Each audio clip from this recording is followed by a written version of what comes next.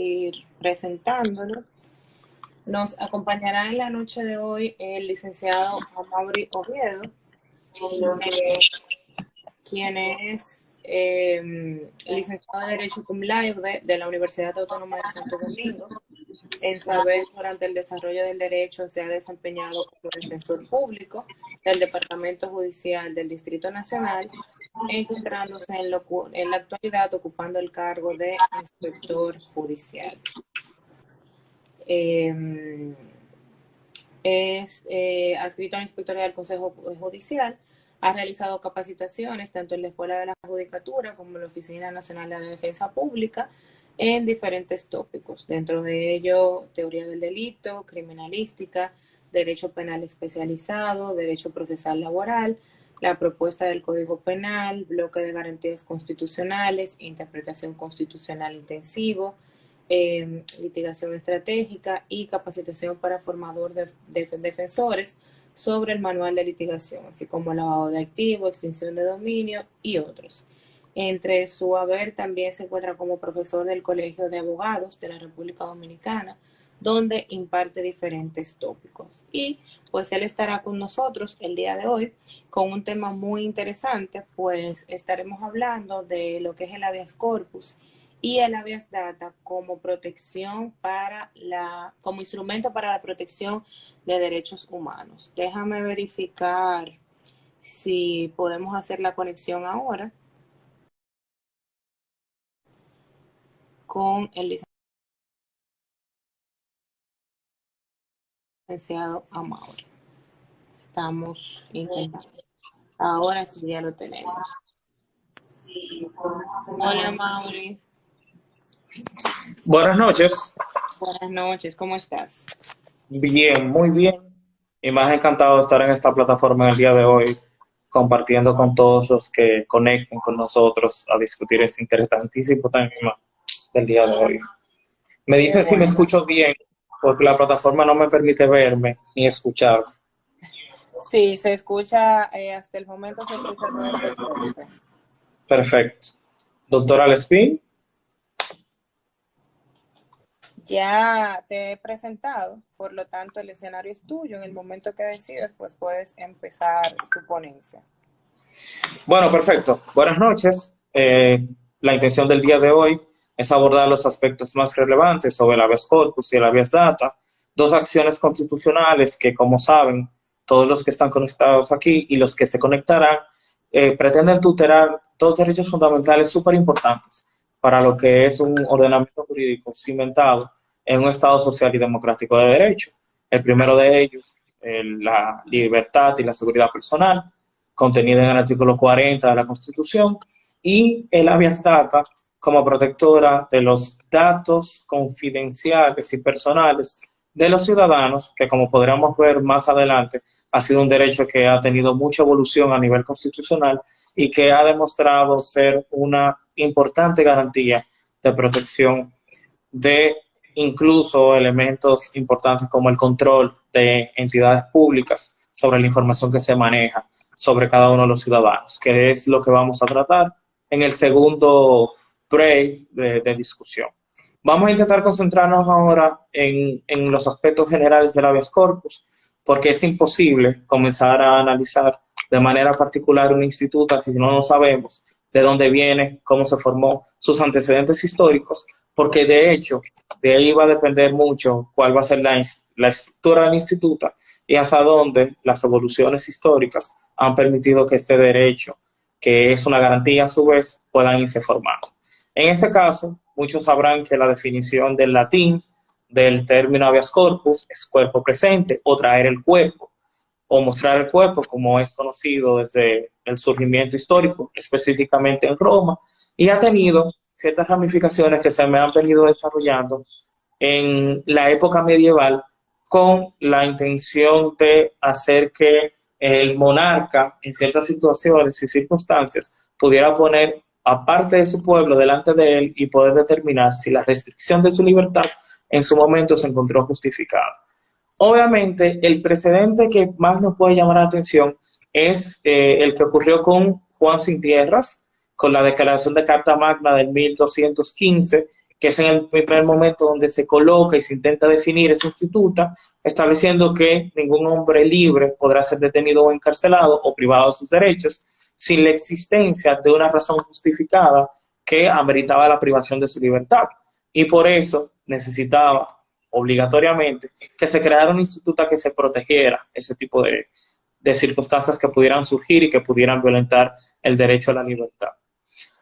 Partiendo de esa evolución histórica, tenemos que bajar necesariamente a América Latina. América Latina como un referente de la necesidad de que el proceso de constitucionalización, la estructura codigal del Código Iberoamericano o el Código Tipo, trajo como consecuencia que se generara la necesidad de crear o introducir este tipo de garantías dentro de las legislaciones, específicamente las constitucionales, para garantizar el cumplimiento del Estado. Como todos sabemos, el Estado tiene una dualidad inicial de prevención y de persecución a través de la política criminal y una segunda dualidad que es la de protección de derechos y garantías fundamentales.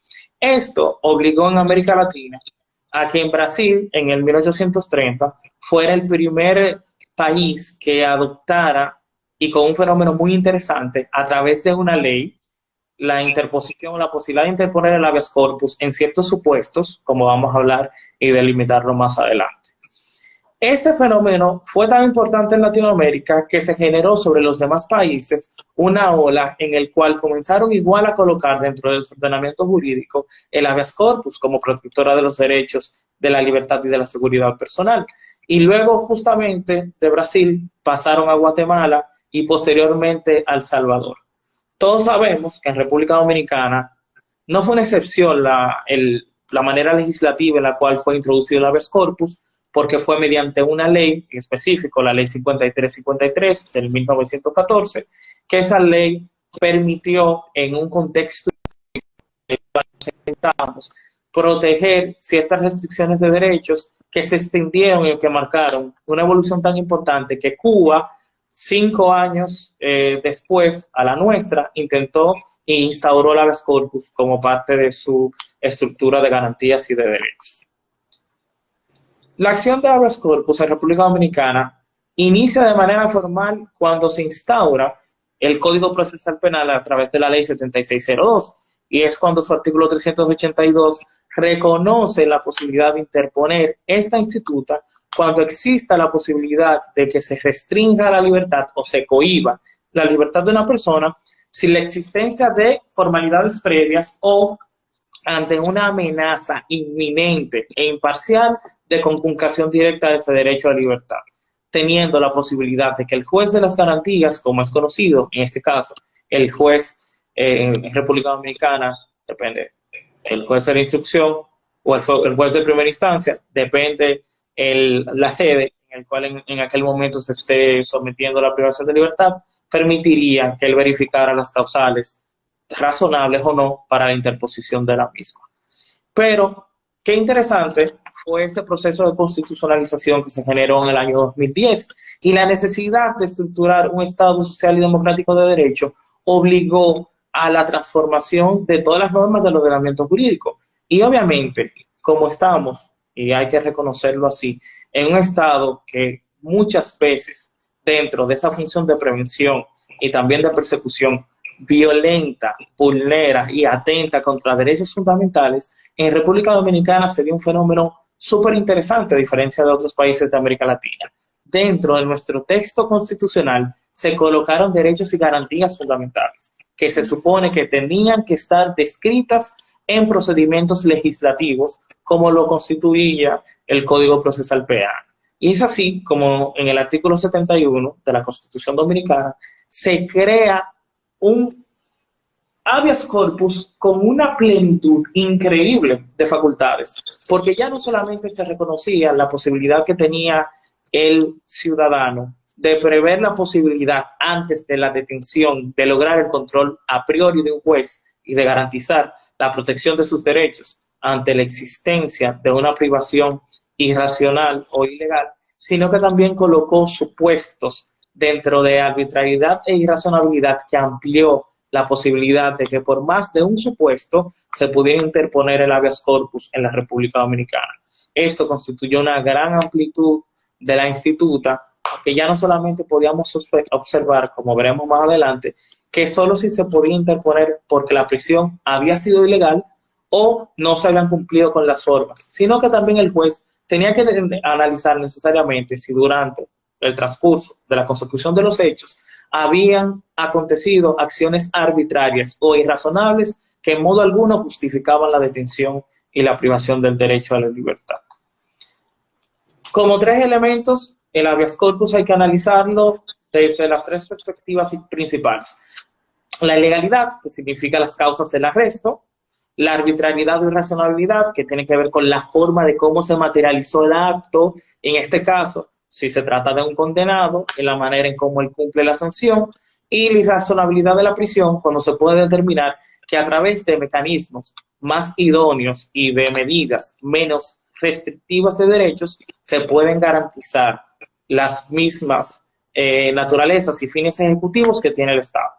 Es importante acotar que el habeas corpus lo que interesa es regular la posibilidad del Estado de restringir la libertad como consecuencia de una medida cautelar, un acto procedimental, como es la prisión preventiva, contenido en el artículo 226, numeral 7 del Código Procesal Penal, y que conforme a sus requisitos de procedencia, que se encuentran en el 227 y en el 234, solamente puede interponerse en casos sumamente excepcionales cuando no se pueda garantizar la presencia del imputado a los actos del proceso, con otras de las medidas accesorias que contiene la normativa, cuando sea necesario evitar que el imputado, en caso de encontrarse en libertad, pueda destruir pruebas o atacar testigos o víctimas que puedan declarar en su contra, o cuando a través de un test de razonabilidad y proporcionalidad ninguna de las otras medidas puedan ser lo suficientemente prósperas e idóneas para garantizar que el proceso en fases posteriores tenga bien su conocimiento. A partir de eso, entonces, hay que comenzar a pensar en qué podría ser un acto ilegal desde la perspectiva normativa. Y para ello tenemos que ir al artículo 224 del Código Procesal Penal, que es aquel que rige los arrestos en República Dominicana y establece las condiciones formales y materiales en las cuales se puede restringir la libertad de una persona. Y establece como norma prima, como una regla de procedimiento, que solamente se podrá restringir la libertad de las personas cuando exista una orden emitida por autoridad judicial competente. Y la excepción, que es la regla, aunque la gente no lo sepa o no le parezca que sea así, ante la existencia de una flagrancia en el cual hayan detenido a una persona cometiendo el hecho durante la comisión del mismo o posteriormente después en los casos de que exista persecución. ¿Qué significa esto dentro del punto de vista del análisis de la legalidad? En los casos en los cuales se pueda acreditar que ninguna de esas dos circunstancias, primero, existencia de orden judicial previa a la detención del imputado o la existencia de flagrancia sobre la base de la detención inmediata o inmediatamente posterior o a través de una persecución, podría generalizar que el principio de legalidad que establece el artículo 224 se saciara. Lo que significa que es importante en materia de legalidad no solamente tomar en consideración que la ley contemple el procedimiento, sino también observar las formas en las cuales se ha ejecutado ese arresto. Y es por eso que este derecho intenta resguardar, y lo establece el artículo 40 de la Constitución, cuestiones tan importantes como la presentación ante la autoridad judicial competente en el plazo establecido por la ley. Todos sabemos que el artículo 40, en su numeral 5, de manera específica, como una garantía de protección del derecho a la libertad, establece que la autoridad competente, en este caso el Ministerio Público, tiene la obligación de presentar dentro de las 48 horas desde el momento de la detención al ciudadano ante el juez para que el juez determine si hay razones sobradas para restringir la libertad del ciudadano y sobre la base de eso estatuir a través de una decisión judicial. Es importante en estos casos analizar otras legislaciones como puede ser la de Costa Rica y la de Chile, en el cual existen una fase previa al conocimiento de la suficiencia o no de la medida, que se llama control de la detención. En ese control de la detención, el único fin del juzgador es verificar si estas condiciones de forma y fondo, a nivel de legalidad, se dieron al momento de la detención del arresto, sin pasar a la discusión de si se trata de un hecho típico, antijurídico y culpable, si se subsume o no la norma, si hay presupuestos suficientes o no para imponer medidas, a través del análisis de los elementos probatorios y del peligro de fuga. Otra de las cuestiones que amplió esa modificación de la Constitución en el artículo 71 es lo que tiene que ver con la arbitrariedad. Y la arbitrariedad procede cuando se encuentre basado en un acto de autoridad competente que sea caprichoso y que no se encuentre justificado en modo alguno en otro elemento que sea más allá que la restricción de libertad.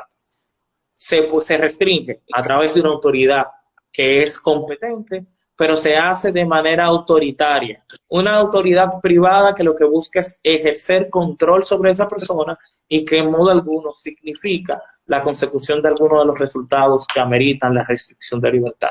Y la última, que es poco analizada y que es muy importante, es la privación irrazonable, que es cuando la detención o el juzgamiento no se encuentra sustentado en razón lógica, en conveniencia, o cuando ya sea totalmente inadecuada la aplicación de esa prisión como medida para intentar cumplir con ese fin que en principio se ameritaba.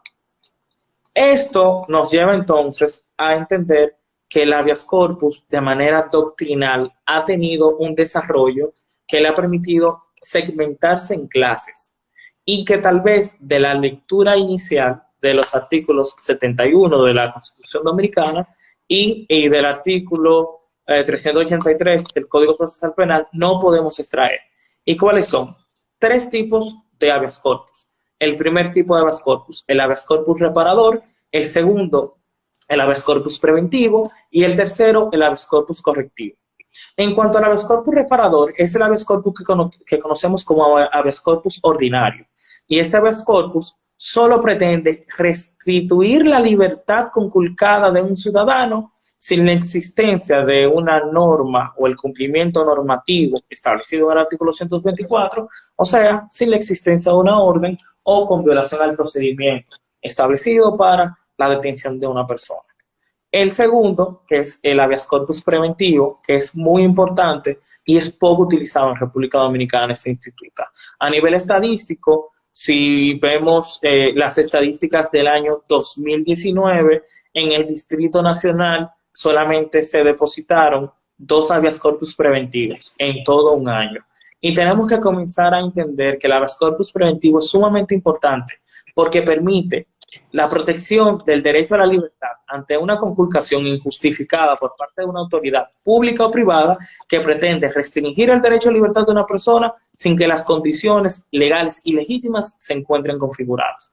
¿Qué permitiría a nivel de estrategia penal y de técnicas de litigación de que un buen abogado de manera aceptada inserte en el proceso antes de que incluso presente la medida cautelar y pueda demostrarle a un juez de las garantías que hubo una violación anticipada de los derechos fundamentales del imputado, o en este caso, del ciudadano del cual se atenta contra su restricción de libertad?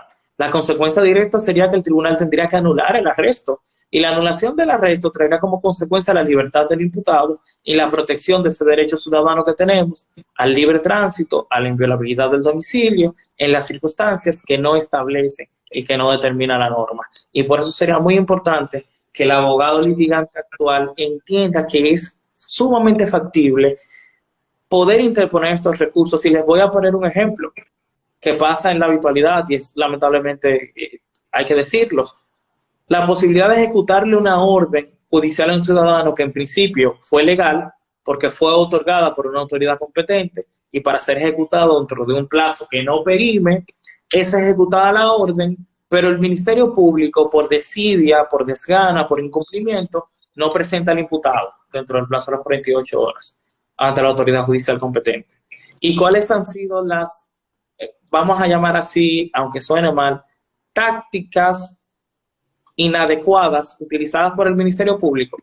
Es que obtienen otra orden judicial solicitándola al tribunal, al juez de la instrucción, bajo el mismo supuesto y luego a la salida del destacamento de la sede policial le ejecutan una orden que se encontraba fundamentada en la primera situación o condición del arresto, lo que significa a todas luces que la segunda causa que generó que el tribunal emitiera la decisión judicial se encontraba totalmente viciada. El último habeas corpus, que es sumamente interesante y que en República Dominicana hubiese podido tener una aplicación, digamos, abismal en tiempos que vivimos del coronavirus, es el habeas corpus correctivo. Porque este habeas corpus correctivo no se centra en la libertad del ciudadano, sino que intenta mejorar las condiciones carcelarias y de cumplimiento de la condena de los ciudadanos durante el periodo fijado por la sentencia o durante el periodo de privación de libertad provisional de un ciudadano. Como establecía un compañero hace un rato en otra plataforma, la normativa procesal penal en el artículo 241, numeral 4, contenía como una de las causales para poder variar o cesar la prisión preventiva era la existencia de condiciones carcelarias lo suficientemente graves como para que el Estado modificara su política criminal y comenzara a variar esas privaciones provisionales de libertad a través de las prisiones preventivas por medidas cautelares que garantizaran los mismos fines y que fueran menos lesivos para el derecho a la vida y a la seguridad personal de los ciudadanos. ¿Se imaginan qué hubiese podido hacer Defensa Pública, Ministerio Público, Poder Judicial, si el Código Procesal Penal no hubiese sido modificado por la Ley 1015? ¿Qué posibilidad de criterios se hubiesen podido enarbolar utilizando control constitucional y convencional para intentar garantizar los derechos de muchos ciudadanos que no entran dentro de las facultades de las resoluciones emitidas por el Ministerio Público? O sea, que no tienen más de 60 años, no tienen enfermedades terminales o no están en estado de peligro tan inminente que amerite su variación por otro tipo de seguimiento de sus condenas. Hubiese sido sumamente interesante. Y ese tipo de habeas corpus, la Corte Constitucional de Colombia lo ha establecido como el amparo de correcto cumplimiento de sanción. Porque ¿qué es lo que busca? Que el ciudadano, de manera digna, pueda retribuirle al Estado el daño causado y retenido a través de una decisión judicial y que se encuentre en la obligación, conforme a esa función retributiva que tiene la pena, de devolverle, en principio, a través del cumplimiento de una sentencia condenatoria y luego, a su salida, a través de la demostración de que se ha reinsertado a la sociedad y que a través de eso es un ente que puede producir muchísimas cuestiones interesantes a la sociedad.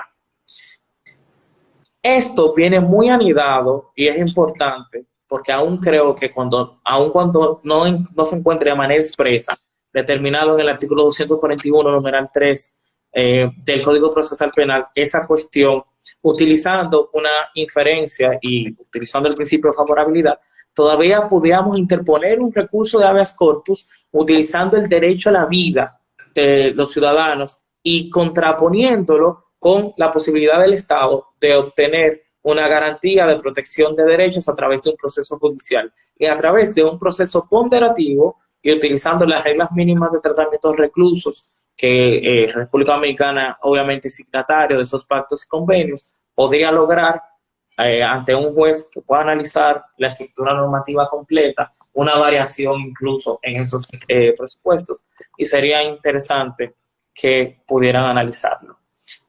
El habeas corpus, como cualquier otro instituto del Código Procesal Penal, tiene características, tiene principios rectores, tiene un juez que es obviamente el competente, tiene formas de tramitación, pero vamos a ver que por tratarse de una acción constitucional, tiene unas especificaciones que lo que busca es garantizar al ciudadano el acceso a la justicia, a diferencia de otro tipo de procedimientos que son mucho más complejos, que ameritan un grado de formalidad. El artículo 381 del Código Procesal Penal establece eso como principal característica. El habeas corpus no tiene formalidades, aunque hay que establecer que luego el código es un poco contradictorio cuando establece ciertos requisitos que tiene que contener la instancia de solicitud o el mandamiento de habeas corpus para que el juez pueda, en cierta manera, acoger, en principio, en cuanto a la forma y decidir fijar u otorgar el auto de mandamiento de habeas corpus. Aquí, entonces, me genera algo que, y mi intención era abordarlo al final, pero necesariamente al establecer que una de las características del habeas corpus es que no puede ser limitado ni restringido solamente cuando exista otra vía jurisdiccional que sea más idónea que esa, tendríamos que preguntarnos, por ejemplo, en tiempos de coronavirus, de COVID-19, en tiempos de pandemia, pudiéramos decir, ¿se puede restringir la posibilidad de interposición del habeas corpus como protección del derecho a la libertad y seguridad personal? Lo primero que hay que establecer es que la ley 28-19, que es la que crea los estados de excepción, con 3 tipos de estados de excepción: estado de emergencia, estado de defensa y estado de conmoción social. En este caso en el que nos encontramos, que es el de emergencia, establece contradictoriamente ciertas limitantes al derecho fundamental del habeas corpus. Y nos preguntamos, y ahí vamos a hacer una inferencia que hizo la Corte Interamericana de Derechos Humanos en la opinión consultiva 8-87, que se ha extendido hasta la 1-2020, que estableció a principio del coronavirus, en el cual la Corte Interamericana decía, pero vamos, si hay una situación idónea en el cual el habeas corpus tiene que ser garantizado, la libertad del ciudadano tiene que ser garantizada, la protección de sus derechos fundamentales tiene que ser observado, es un estado de emergencia, es ante un estado de excepción, porque es ahí donde el Estado tiene poderes tan amplios que puede ser todavía mucho más arbitrario de lo que habitualmente es. Todos hemos visto videos en las redes sociales. Imagínense si los miembros de la Policía Nacional, teniendo un control ciudadano, cometen ese tipo de arbitrariedades de manera general. Imagínense un estado donde tiene la posibilidad de hacer cualquier cuestión sin responsabilidades, en principio, al momento inmediato de la comisión de derecho. Y era lo que decía la Corte Interamericana. Decía, óyeme, tenemos que tomar en consideración que el Estado tiene que garantizar la protección judicial, porque eso es el debido proceso. Y obviamente, esa posición es lógica. ¿Por qué? Porque el juez podría comprobar en ese momento exacto si las razones de la detención fueron legítimas y declarar inoperante la utilización de la restricción de la libertad, incluso por periodos más prolongados de los contenidos en la ley. Hay que darle un espaldarazo al Poder Judicial, el cual hasta el momento se ha interesado a través de las funciones reglamentarias de intentar estructurar sistemas que protejan el derecho del habeas corpus, garantizando a través de audiencias virtuales la posibilidad de que los abogados e incluso los mismos ciudadanos puedan interponer habeas corpus para intentar restringir esa actividad arbitraria del Ministerio Público en la privación de libertad. Es importante entender que el habeas corpus debe ser tan sencillo como en Colombia se estableció al principio de su aplicación. Y lo haré una anécdota muy breve. En Colombia, uno de los primeros habeas corpus que se escribieron, lo escribieron en una hoja de papel. Y ese habeas corpus llegó a un tribunal en específico, en este caso de Colombia, y los jueces decidieron trasladar la composición del tribunal a esa demarcación donde se encontraba la privación de libertad de esa persona, y sin mayores dilaciones que verificar los fundamentos y la autoridad que lo tenía detenido, decidieron acoger el habeas corpus y variar lo que era la privación de libertad.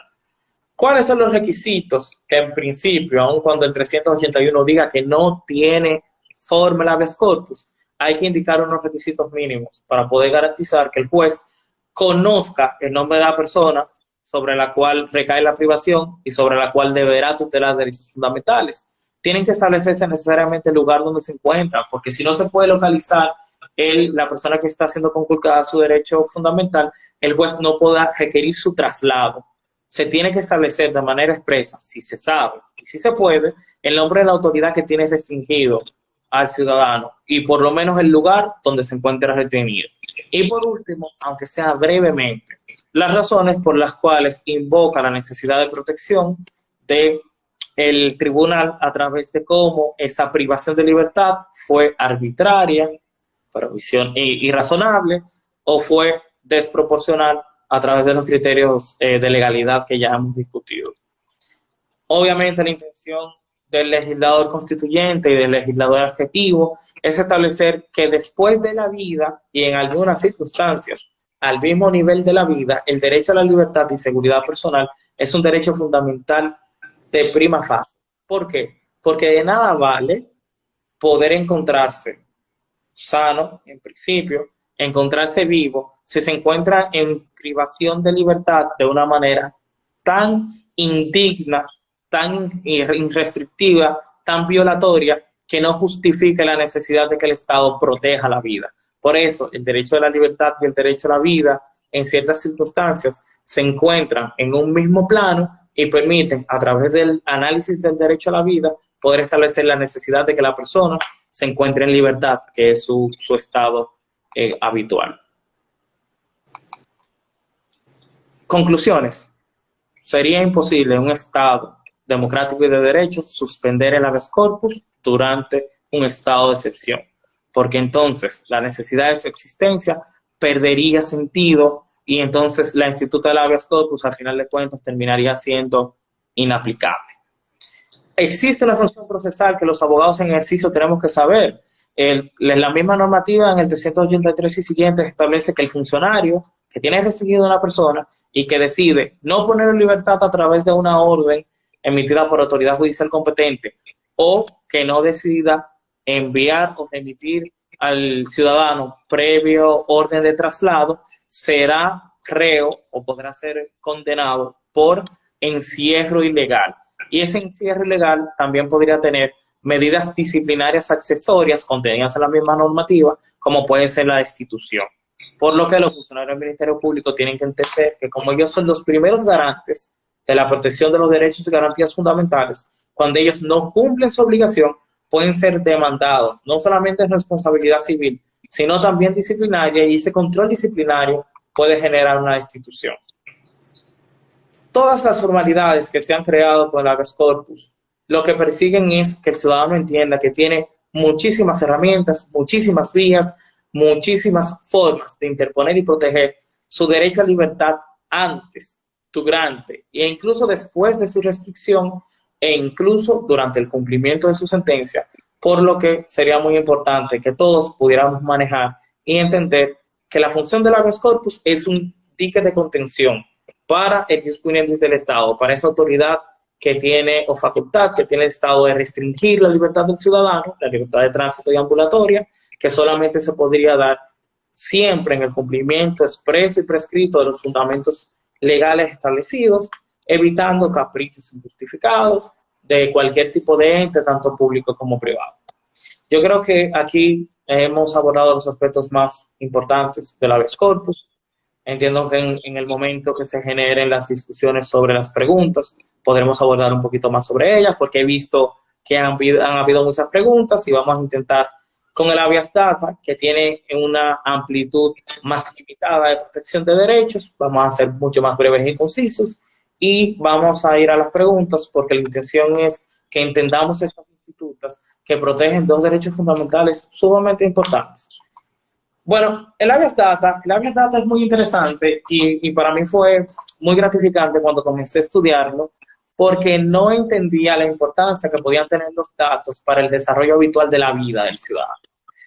En una época tecnológica como la que nos encontramos en el año 2020, en pleno siglo XXI, tendríamos que entender que el acceso a la tecnología permite interrelacionar e interconectar un conjunto inimaginado de sistemas que pueden permitir desglosar el perfil de una persona e incluso crearse matrices que pueden, y todo lo que hemos utilizado en Instagram lo sabemos, determinar cuáles son tus gustos, cuáles son tus preferencias y cuáles son tus anhelos solamente con ver las cantidades de ocasiones en las cuales accedes a videos deportivos, a platos de comida, a dietas, a rutinas de ejercicio.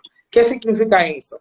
Que se crea un perfil del ciudadano a través de la tecnología que escapa de la protección del habeas corpus, que en principio solamente intenta proteger la privación de la libertad, pero no necesariamente otros derechos que sí son inherentes al ciudadano y que se extraen del derecho a la dignidad de manera directa. ¿Cómo podemos definir entonces el habeas data. Tendríamos que decir que el habeas data es una acción judicial, así como el amparo, que permite conocer la existencia o acceder a datos que se encuentran contenidos en registros o bancos públicos o privados, en algunos casos, como vamos a ver más adelante, en caso de que hayan falsedad o discriminación, permitiendo su suspensión, rectificación, actualización o confidencialidad de los mismos conforme a los cánones establecidos por el artículo 70, de la Constitución, que es el que rige el habeas data. El habeas data es muy importante porque Fixa Mudio, uno de los juristas que para mí han tratado más el tema del habeas data, establece que esto surge como el derecho de la información se ha evolucionado de una manera tan trascendental que se ha convertido en una extensión directa de la persona, en una extensión directa de incluso las propias libertades de acción que tienen los ciudadanos y del ejercicio de sus derechos. Eso crea la necesidad de que haya una protección del Estado también de la confidencialidad de los datos y evitar que se puedan generar agravios o desnaturalizar las institutas públicas de control de información para perjudicar a un ciudadano. Vamos a decir, esta acción de habeas corpus tiene un procedimiento establecido en la ley 137.11 sobre el Tribunal Constitucional, ley orgánica del Tribunal Constitucional, los procedimientos constitucionales, y se rige exactamente igual que un amparo. Y esto genera a veces uno de los litigantes una gran discusión y dicen, ¿cuál sería la vía idónea para interponer un habeas corpus si tiene las mismas consideraciones estructurales que el amparo? Pues la respuesta es súper sencilla. Solamente hay que analizar la fiabilidad o afinidad de aquella información que se intenta restringir, que se intenta evitar su violentación o su escape de manera más afín al derecho fundamental. Estableciéndolo de manera más sencilla. Para poder determinar competencia, hay que ver ese hilo conductual, ese nexo causal que existe entre el tipo de información que se está utilizando y la afectación al derecho fundamental que eso provoca. Les pongo un ejemplo y luego podríamos analizarlo con decisiones del Tribunal Constitucional. La doctora Kiril Lespin es sometida a la acción de la justicia por estafa. Y a la doctora Alquiris Lespin le imponen una medida de coerción de presentación periódica por la existencia, vamos a decir, leve de elementos de razonabilidad que pudieran hacerle entender que ella es autora de los hechos. Vencido ese plazo de 6 meses que tiene el Ministerio Público para la presentación del acto conclusivo, el Ministerio Público decide presentar un archivo en el caso de Alquiris Lespin porque no pudo encontrar otros elementos probatorios que robustezcan su tesis de que la doctora es una estafadora y que amerita la remisión a juicio a través del conocimiento de una audiencia intermedia o preliminar. Pero ¿qué pasa? Alquiris Lespin todavía tiene una ficha de control de la policía como consecuencia del primer sometimiento, del sometimiento que se inició en sede destacamental donde la ficharon y donde colocaron en una ficha de control sus datos. Esa ficha de control generada en la policía va a evitar que Adalquiris ejerza derechos tan importantes como el derecho al trabajo y como consecuencia de ese, el derecho a la vida y el derecho a la dignidad. ¿Y por qué digo esto? Porque la existencia de una ficha de control policial evita que la Procuraduría General de la República emita un papel de no antecedentes penales en contra de un ciudadano, lo que coacta de manera directa esta información, derechos de manera accesoria que atacará y que podrá influir negativamente en el desarrollo de expectativa de vida que tiene Alquiris Lespin.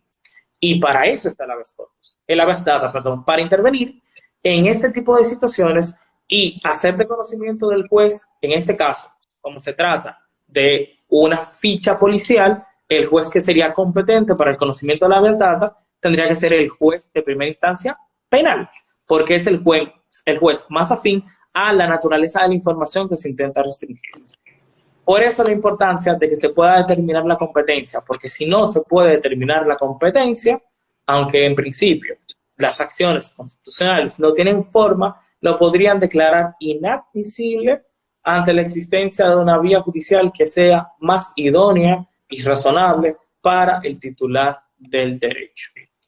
Según esta previsión constitucional del artículo 70, esta garantía impide que bancos, entes públicos, privados, recopilen información respecto a la persona titular de ellas y que afecten de manera directa el derecho a la intimidad de los accionantes y con esto ciertos derechos que pueden estar, como ya dije anteriormente, anidados unos con otros.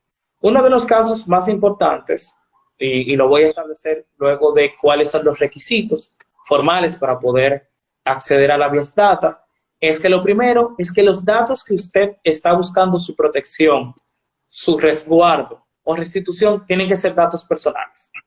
Aun cuando se haga a través del Ministerio de Abogados y el abogado represente a la persona titular, si el titular del derecho que lo está reclamando no es la persona sobre la cual recae la posible conculcación del mismo, entonces sería inadmisible la interposición del habeas data. Se debe establecer de manera expresa qué se pretende acreditar con la interposición del habeas data. Si lo que se pretende es la supresión de la información, la rectificación de la información, la actualización de la información o la confidencialidad de la información. Porque si no, pueden declararlo inadmisible. Y por último, para poder lograr la corrección de informaciones que sean falsas o incompletas, tendrían que requerirse la protección del derecho de confidencialidad. Y esto a veces puede ser un poco difícil cuando estamos hablando de instituciones estatales que tienen una protección de secreto profesional, como a veces pueden tener instituciones como impuestos internos, la superintendencia de bancos, la superintendencia de valores. Llegando aquí, entonces, podríamos analizar algunas decisiones del Tribunal Constitucional, porque al tratarse de una acción constitucional, la mejor manera de cómo analizar la garantía y cómo esta instituta se ha venido desarrollando es con los criterios establecidos por el Tribunal Constitucional, que a mi modo de ver han sido muy ambivalentes en cuanto al derecho de la habeas data y en ciertos momentos han establecido criterios que luego han tenido que rectificar a veces de manera olímpica y otras veces de manera tan ínfima que no soportarían un control de razonabilidad. Una de las sentencias que me parece súper interesantes es la 291-14 del Tribunal Constitucional. A través de esta decisión se generó una distinción entre entes públicos y entes privados. Y fue un caso a la sazón de que la Cámara de Cuentas, la Cámara de Comercio, perdón, y Producción se negó a establecer o entregar una información a un ciudadano. Y de manera muy correcta, el Tribunal Constitucional estableció, bueno, es cierto que la Cámara de Comercio y Producción de República Dominicana tiene una fisonomía privada, pero se debe a una función pública y estatal la que le permite generar los fondos que administran en ciertos momentos, lo que significa que es una institución mixta, tanto del sector público como el sector privado.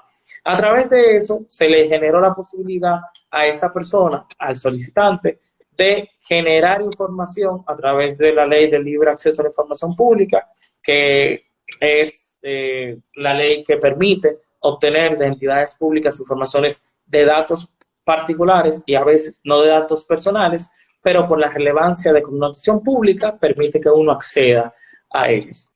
Una de las sentencias también interesantes y que entiendo que amerita su discusión es la 0402 del 2015. Este precedente constitucional de la habeas data permitió que se restringiera a nivel de impugnabilidad objetiva las personas que podían solicitar o no información. En este caso, un primo de una señora solicitó a un juez de amparo que le determinara la información sobre una sociedad comercial, debido a que la señora se encontraba fuera del país. En esta decisión, el Tribunal Constitucional establecía que no violentaba el debido proceso y que no restringía de ninguna forma lo que era el acceso a la justicia, declarando inadmisible este recurso, esta acción, disculpen, porque el titular del derecho no era la persona que la estaba requiriendo y que el efecto que iba a producir la decisión no iba a recaer de manera directa sobre la persona solicitante, creándose a través de ahí un criterio de admisibilidad. Para concluir y comenzar con la ronda de preguntas y las posibles respuestas que podamos dar, el otro precedente que me parece súper interesante es el 032-2015 del Tribunal Constitucional y, perdón, el 033. Y a través de esta decisión, el Tribunal Constitucional reconoció la posibilidad de que una entidad financiera le estableciera a un ciudadano las razones por el cual en una institución del Estado no le querían aperturar una cuenta de bancos. Y esa cuenta de bancos afectaba de manera directa la posibilidad de esta persona de obtener un empleo y a su vez de tener una vida digna y de mejorar sus condiciones de vida a través de la apertura de esta cuenta.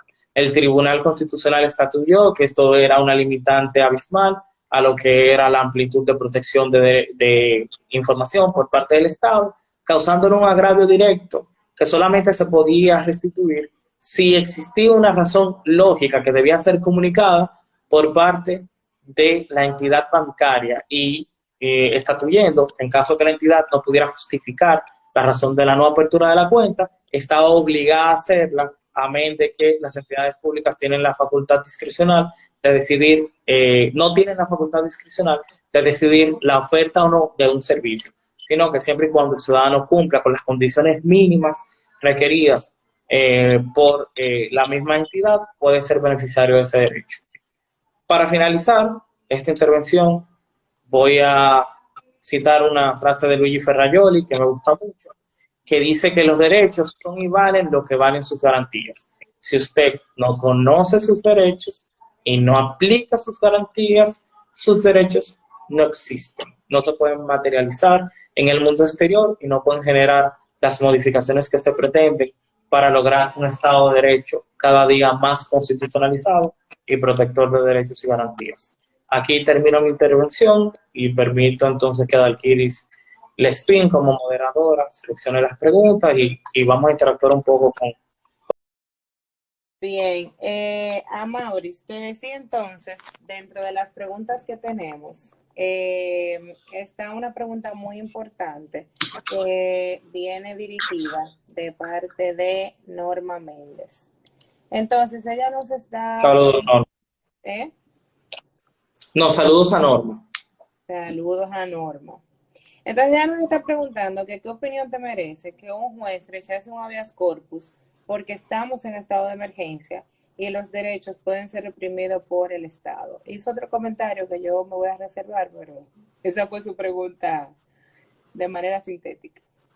Ok, bueno, Norma, mira, parte de mi intervención fue establecer que de manera errada y totalmente contradictoria a un sistema normativo empujado a la protección de derechos y garantías fundamentales, la realidad es que nuestro ordenamiento jurídico sí puede permitir en estado de excepción la restricción del habeas corpus. Esa es la realidad. Lo importante es analizar cómo otros ordenamientos jurídicos han buscado la solución, y por eso coloqué el presidente de la Corte Interamericana de Derechos Humanos aquí, sobre la necesidad imperiosa de que el habeas corpus sea una garantía fundamental que no pueda ser, bajo ninguna circunstancia, limitada en tiempos de pandemia, y mucho menos el coronavirus o estado de emergencia, excepción o de defensa, porque se supone que es aquí donde el ciudadano necesita mayor protección del Estado.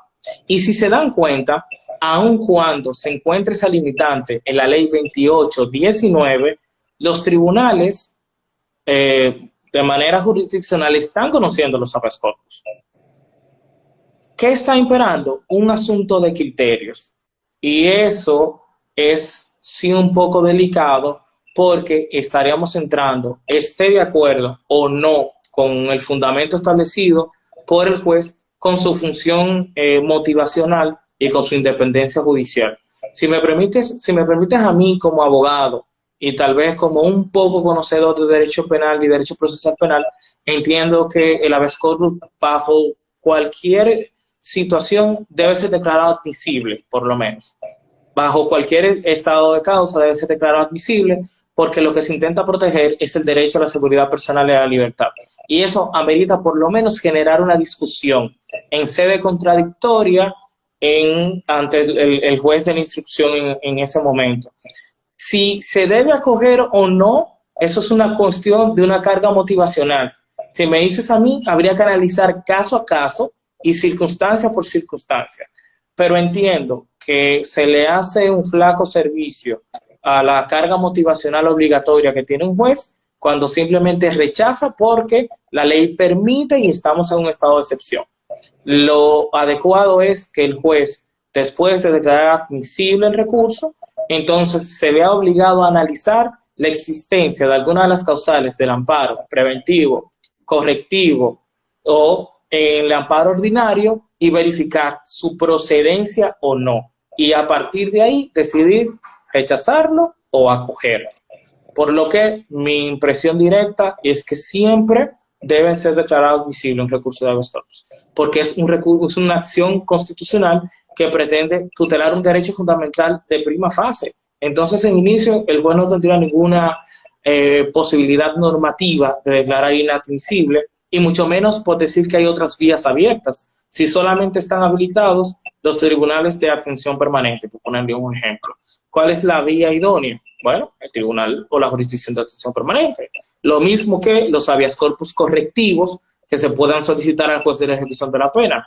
¿Cuál es la jurisdicción competente en este caso para su interposición? El juez de la ejecución de la pena, por tratarse de sentencias definitivas y que al haber obtenido la autoridad de la cosa irrevocablemente juzgadas son de control y de competencia de este juez. Esa es mi opinión en cuanto a esa pregunta. Eso es así, estoy totalmente de acuerdo contigo. Sin embargo, tenemos que hacer un análisis tal vez un poco crítico, porque incluso conozco de situaciones donde hasta han rechazado amparos de manera administrativa cuando eso está totalmente prohibido de manera expresa por la norma. Entonces, no, estoy de acuerdo contigo. Amerita, y pues podemos verlo en la estructura del procedimiento establecido en el artículo 381 y siguientes del Código Procesal Penal, tiene que darse esa discusión, y esa es mi opinión particular, necesaria de criterios de admisibilidad de manera contradictoria. Yo entiendo que la posibilidad de declarar de manera administrativa la inadmisión de una acción constitucional de habeas corpus no permite que el juez esté y tenga contacto inmediato con una situación que no merece dilación y que debido a las gravedades que pueden generar, a veces fatalistas, sobre la integridad de la persona, amerita que tengan un contacto directo e inmediato. Que luego el asunto de la carga motivacional sobre decidir acoger o rechazar ocurra, eso es otra discusión, pero el amparo como acción constitucional y protectora de un derecho fundamental como el derecho a la seguridad personal y a la vida como consecuencia de esto, bajo ningún concepto, desde mi opinión, como abogado, podría ser posible. Es así, con lo cual estamos totalmente de acuerdo. Mira, Joana Alcántara nos hace una pregunta muy importante, porque ella quiere saber si un juez se puede reservar el fallo para 2 días posterior a conocerse una acción de amparo, y a su vez que si es posible conocer un amparo sin que la persona titular del derecho que se está tratando de proteger se encuentre presente. Bueno, en cuanto a la primera pregunta, es importante establecer que la misma norma establece de manera expresa que el juez, luego de otorgar el mandamiento y de citar a todas las partes, la acción de habeas corpus se conoce en una única audiencia, y esa única audiencia tiene que resolver la situación procesal de restricción de libertad del ciudadano imputado. Porque por eso es un recurso, por eso es una acción que es inminente, por eso es una acción que es extremadamente rápida, expedita, porque lo que pretende es evitar que con la restricción ilegal, arbitraria o irracional de la libertad, la integridad física de una persona se pueda ver violentada. Imagínense lo que podría pasar si el tribunal conoce un habeas corpus, se reserva el fallo, iba a ordenar la libertad del imputado, pero en ese interín ese ciudadano se encuentra en un destacamento, sufre algún tipo de lesión producto de un motín o de una enfermedad que genera sobre él, por ejemplo, el COVID, que ataca rápidamente y esta persona fallece. El Estado no podría ser responsable tanto de manera administrativa como de manera civil y de manera personal. Ese funcionario no estaría hasta cierto punto cometiendo una negación de justicia. No podría estar incumpliendo un deber constitucional y legal de fallar las cuestiones puestas a su cargo. Entonces, esas son inferencias que es necesario que se hagan y que se puede llegar a final de cuentas a la conclusión de que no, de que la habeas corpus tiene que conocerse inmediatamente y tiene que fallarse inmediatamente. ¿Por qué? Para facilitar también la interposición de las vías de recurso, para que el ciudadano imputado inmediatamente pueda presentar un recurso de amparo ante la Corte de Apelación correspondiente y la Corte de Apelación en plazos mucho más restringidos que con una privación de libertad por una prisión preventiva, en este caso pueda conocer de la solicitud de revocación de privación de libertad. La segunda pregunta de Joana fue sobre... Si se podría conocer la acción de amparo sin que la persona... Un habeas corpus y la presencia de... del en este caso. Bueno, sí, se podría. Sin embargo, lo idóneo establecido normativamente es que se traslade a la persona porque la definición del habeas corpus es cuerpo presente, es llevar ante el juez a la persona para garantizar dos cosas que la Corte Interamericana ha fijado en diversas decisiones. Primero, poder determinar la integridad física de la persona. Y segundo, poder determinar si la persona se encuentra viva por la posible existencia de un supuesto de desaparición forzosa. Y eso ha sido uno de los criterios manejados por la Corte Interamericana en materia de habeas corpus. O sea, yo no solamente estatuyo que deben de trasladarlo porque el juez debe verlo. No, es porque el juez tiene que constatar la integridad física de esa persona e incluso su vida por las desapariciones forzosas que pueden generarse como consecuencia de detenciones ilegales que no tienen el control de los órganos competentes como el Ministerio Público o como los jueces de las garantías. Sí, se han conocido en la práctica innumerables ocasiones de habeas corpus sin la presencia de la persona peticionaria, pero la naturaleza del habeas corpus no es esa, es poder constatar de manera directa en cuerpo presente las características de la restricción y cómo eso afecta, porque parte del procedimiento es que el juez puede tener contacto directo con la persona porque él puede presentar de manera particular el habeas corpus. Si él interpuso el habeas corpus preventivo, por poner un ejemplo, y luego ejecutan su libertad, su privación de libertad, entonces, ¿a través de qué ministerio él podría entonces dirigirse al tribunal con la intención de lograr una satisfacción de su derecho y de la expectativa que tiene del cumplimiento de la tutela judicial efectiva que tiene el tribunal? No tendría sentido. Es por eso que entonces obligan a que la autoridad que tiene que rendir cuentas establezca las razones de la detención y presente, en cuerpo presente, va a dar redundancia a la persona ante el juez y se conozca entonces el habeas corpus. Perfecto. El usuario Junior 16 tiene la siguiente cuestionante. Entonces, él quisiera saber si existe algún tipo de sanción cuando un agente te priva de tu libertad hasta el otro día, sin motivo alguno, y que en caso de que pueda existir esa sanción, que a dónde se podría dirigir o que qué cosas podría hacer. Ok, Jono, mira, tu pregunta es un poco compleja. Tu pregunta es un poco compleja porque lo primero que hay que establecer es que siempre y cuando sea una autoridad competente, o sea, un auxiliar del Ministerio Público, dígase policía, ejército, marina de guerra, etcétera, o el Ministerio Público per se, pueden limitar la libertad ambulatoria de una persona y de hecho pueden restringirlo de su libertad por un periodo que no puede exceder de 48 horas. Lo que significa que en principio tener a una persona restringida de su libertad por un periodo, como él dice, de un día para otro o por 24 horas, todavía no hay una afectación constitucional y legal del derecho. El exceso que permite la intervención jurisdiccional es cuando se excede ese periodo de tiempo sin que haya una decisión de un juez que determine la legalidad o no del arresto.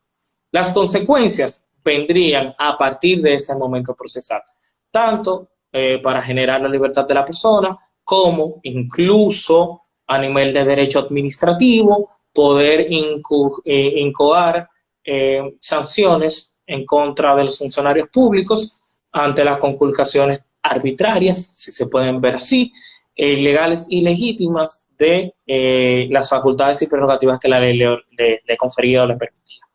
Ese sería el supuesto. Pero en principio, la normativa permite que por 6 horas la policía tenga retenido a una persona y que a partir de las 6 horas, disculpen, tenga que darle parte al Ministerio Público, o sea, tenga que trasladarlo hacia el Ministerio Público, ponerle en conocimiento de la detención del imputado, y entonces el Ministerio Público cuenta con el restante, que serían 34 horas, para poder someter ante la autoridad judicial competente a entonces al ciudadano retenido. Esa es la realidad. Perfecto. El usuario Alagna tiene una pregunta muy interesante y quisiera saber si procede o pudiera proceder un habeas corpus en el caso de que un juez de ejecución de la pena no quiere ejecutar una libertad por falta de la certificación del recurso de no antecedentes de apelación de sentencia. Es decir, falta todavía notificar a la víctima y la persona cumplió parcialmente la pena a través de un penal abreviado parcial, y tomando en consideración el estado de emergencia y que la única persona que falta para ser notificada es la víctima y que la persona ha cumplido la mitad de la pena, que si a tu modo de ver y entender pudiera proceder un amparo bajo estas circunstancias, digo un habeas corpus bajo estas circunstancias. Bueno, lo primero que sería interesante analizarlo desde la perspectiva de entender que nos encontramos dentro de un supuesto de ilegalidad, arbitrariedad o irrazonabilidad de la prisión. Eso sería lo primero que tendríamos que analizarlo. Y sobre la base de entender y comprender cuáles son las causales por las cuales el ciudadano se encuentra restringido de su libertad. La razón por la cual él no ha podido ser beneficiario o beneficiado en caso de que haya sido ya ordenado un auto de libertad condicional, por ejemplo, que me imagino que es el supuesto porque habla de la mitad de la pena, entonces el impedimento para poder gestionar la libertad no puede ser la facultad caprichosa del Ministerio Público de lograr convocar o no a una víctima. El imputado, el ciudadano condenado en ese entonces, en ese momento, no podría cargar con una obligación que no es de su competencia. En este caso, el juez podría ponderar si la privación de libertad, en este caso, podría ser razonable, tomando en consideración la situación procesal en la cual se encuentra el ciudadano. Restringido de libertad, tal vez sin asistencia técnica y bajo el único control del juez de la ejecución de la pena como garante de los derechos y facultades de los ciudadanos condenados. Desde mi perspectiva, sí podría proceder, claro que sí. Esa causal no podría ser imputable a una negligencia parcial o total del imputado y tampoco a la aplicabilidad o no de la ley, siempre y cuando los fundamentos se encuentren y se puedan observar en ese caso. Por ejemplo, que ya exista un auto del juez de la ejecución de la pena que ordene la aplicación de la libertad condicional conforme a las reglas y cánones que se fijaron en la resolución. Entiendo que sí, es un asunto de motivación, de cómo abordas el aspecto del habeas corpus y cómo te concentras a decir, es el Estado que está obligado a proteger el mismo derecho a la libertad de cumplimiento parcial a través de otra modalidad que está limitando que él tenga acceso a esa facultad. Y como es así, entonces juez tutela. ¿Y tutela en este caso en quién? Obviamente, conforme al principio de favorabilidad, interpretándolo en beneficio de la persona condenada.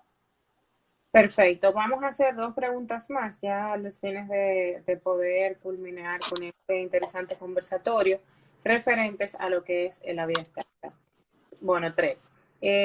Lorento Love, el usuario Lorento Love, quiere saber cuál juez es el competente para conocer sobre el habeas data.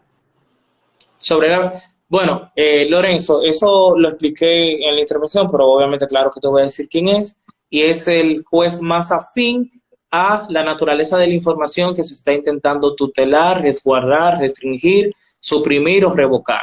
Como puse el ejemplo, si estamos hablando de una información de carácter penal, que es la que restringe tu derecho, en este caso, un derecho confidencial o un derecho prestacionario, entonces el que tendría competencia sería el juez penal. Si estuviéramos hablando, por ejemplo, de una información de la ley de sociedades comerciales, entonces sabemos que el Tribunal de Primera Instancia de la Cámara Civil y Comercial del Distrito Judicial, perdón, de donde ocurrió la conculcación, sería la competente. Y así igual en materia administrativa y en las demás materias. En materia laboral funcionaría exactamente igual. Perfecto. Por otro lado, la usuario Lamioso quiere saber la diferencia entre la Ley de Acceso a la Información Pública y la acción de habeas datos. Bueno, la ley de acceso a la información pública es la ley que te permite a entidades públicas solicitar la información que por tratarse de aspectos genéricos que afectan de manera particular a los ciudadanos, puedan tener acceso a esa información aun cuando la información no les pertenezca. Esa es la diferencia con el habeas data, porque el habeas data lo que permite es obtener, proteger, controlar o suprimir información de la cual tú eres titular. La ley de libre acceso a la información pública intenta que el ciudadano haga un control sobre el correcto cumplimiento de los entes de ministerios, de direcciones, a través de la solicitud de información que afectan de manera directa derechos o intereses que posteriormente ellos de alguna manera van a intentar invocar, en este caso, ante el Tribunal Constitucional o en caso de que sea una revisión constitucional de decisiones de habeas data, en este caso, o ya sea ante el juez de primera instancia afín a la información del cual se está tratando. O sea que esa es realmente la diferencia. El habeas data restringido a tus derechos, a tus informaciones que son del titular, el libre acceso a la información de carácter pública, información de carácter general, información de carácter importante que afecta de alguna manera a cualquier ciudadano y que por ende, por ese principio de control de la ciudadanía sobre los entes públicos, podemos requerir y solicitar. Perfecto. Tenemos una pregunta muy interesante que quiere saber si se podría considerar el CICLA ilegal luego del análisis que has realizado sobre las habeas datas, ya que toda empresa o entidad puede acceder a tus datos y de manera radical, independientemente a que se tenga o no un acuerdo de pago, y que por lo tanto el mismo afecta muchos derechos. Ok, bueno, mire, el CICLA, el data crédito, son sistemas regulados de análisis y estructuración de información financiera. Lo primero que hay que establecer es que son legítimamente estructurados y que tienen un control que permite que solo, en principio, esas entidades tengan control y contacto con esa información. El problema es cuando esas informaciones se hacen de dominio público y esas informaciones de dominio público que se supone que son confidenciales comienzan a afectar tus derechos. Y citaba una de las decisiones del Tribunal Constitucional en el cual un banco no le quería aperturar una cuenta a una persona que ya había garantizado un empleo en el sector público sobre la base, que no le quería decir, de que esa persona había sido sometida a la acción de la justicia en un X año y que como consecuencia de eso ellos entendían que la persona no gozaba de la reputación necesaria como para ser miembro de ese banco. Como es una entidad del Estado, obviamente no es necesario decir cuál es, y el Tribunal Constitucional dijo, no, tienes que decir la razón del por qué. Y si no lo puedes decir es porque la información era confidencial y si la información era confidencial no la puedes utilizar para restringir derechos y garantías de él y mucho menos para acceder a un derecho prestacionario como es la obtención de un empleo y como consecuencia de eso el derecho a la alimentación, el derecho a la vida, el derecho a la dignidad, el derecho a mejores condiciones. Así que siempre y cuando sea bajo esas circunstancias, la utilización de estas institutas, del data crédito y del CICLA, realmente afectarían de manera directa el derecho de confidencialidad y sería posible interponer una habeas data. Perfecto, pues gracias a Mauri por evidentemente tu tiempo, por todo Gracias. conocimientos, por exponer de manera tan brillante siempre y tan clara cada uno de los puntos que abordas. Creo que no se acabó ninguna pregunta. Tenemos muchísimos comentarios aquí solicitándote nueva vez tu intervención aquí en nuestra plataforma. No, ellos tienen que saber que esta plataforma tiene demasiados expertos, mucho más capacitados que yo, que de manera continua y constante van a estar colocando temas interesantes aquí y que va a permitir generar diversidad. Pero sí, en una próxima oportunidad, si me invitan, yo con mucho gusto me integraría de nuevo a esta plataforma de litigación práctica. Perfecto, pues quedamos entonces a la orden. Muchísimas gracias a Así es. por tu tiempo y por aclarar todas las inquietudes del lugar. Y pues si quieres, para cerrar, alguna última opinión o algún último comentario. Sí, bueno, primero agradecer a todos por haber participado. Realmente la segunda parte de las preguntas ha tenido menos personas en el live, pero una gran cantidad de personas que se conectó durante el transcurso de la primera participación. Les agradezco a todos ustedes por su tiempo. Es difícil ponerse a escuchar a una persona que no tiene nada que decir durante más de una hora, pero les agradezco su tiempo y ya una reflexión real es que la única manera de materializar nuestros derechos y de cambiar el Estado es cada día más empujar hacia el cambio de paradigmas, y la única manera de cambiar el paradigma es ser mejores abogados, es conocer las normas, es llevar los procedimientos y llevar cada día más a los jueces al terreno de la protección de los derechos y las garantías conforme a los cánones vigentes. Y esa es una impronta que los abogados cada día tenemos que intentar comenzar a empujar de mayor manera. Entonces, así cierro mi intervención. Te agradezco, Dalkiri, y buenas noches a los demás. Buenas noches, querido Mauri. Muchísimas gracias por el placer de contar contigo. Hasta la próxima. Nos vemos. A usted. Gracias. Bye bye. Igual.